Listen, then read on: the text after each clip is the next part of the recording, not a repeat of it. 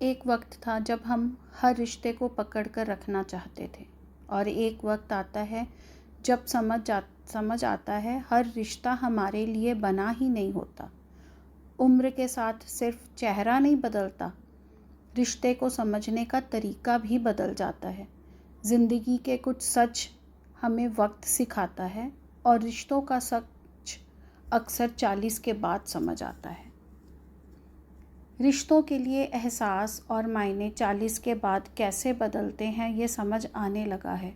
हर रिश्ते की अहमियत क्या है, अब वो समझ आने लगा है। माता पिता, दोस्त, सास ससुर, भाई बहन, सबका रोल हमारी ज़िंदगी में क्या है, ये धीरे धीरे साफ होने लगा है।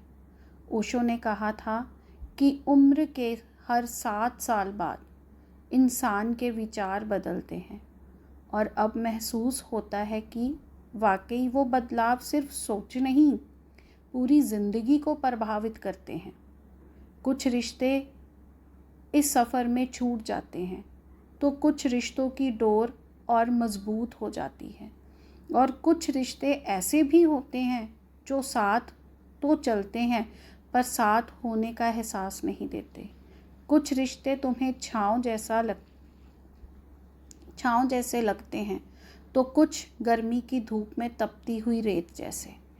कुछ रिश्ते तुम्हें आगे बढ़ने का हौसला देते हैं, और कुछ पतंग की डोर की तरह पीछे खींचते हैं। मायने दोनों रखते हैं, क्योंकि अब समझ आ गया है कि कहाँ हमें खर्च होना है और कहाँ खुद को बचाना है। अब हर वक्त इस बात का डर नहीं रहता कि कोई क्या सोचेगा। अब ये समझ आने लगा है कि हमें अपने लिए क्या सोचना है, और ये भी कि हम क्यों बेवजह इतना खर्च हो गए। रिश्तों की अहमियत बहुत ज़रूरी है, पर तुम भी बहुत ज़रूरी हो, अपने बच्चों के लिए, अपने माता पिता के लिए, अपने पति के लिए, और सबसे बढ़कर अपने लिए। अगर ये बात 40 से पहले समझ आ जाए तो घर वापस आना शायद थोड़ा जल्दी हो जाए। वो घर जहाँ सुकून है, प्यार है, कंपैशन है तुम्हारे लिए।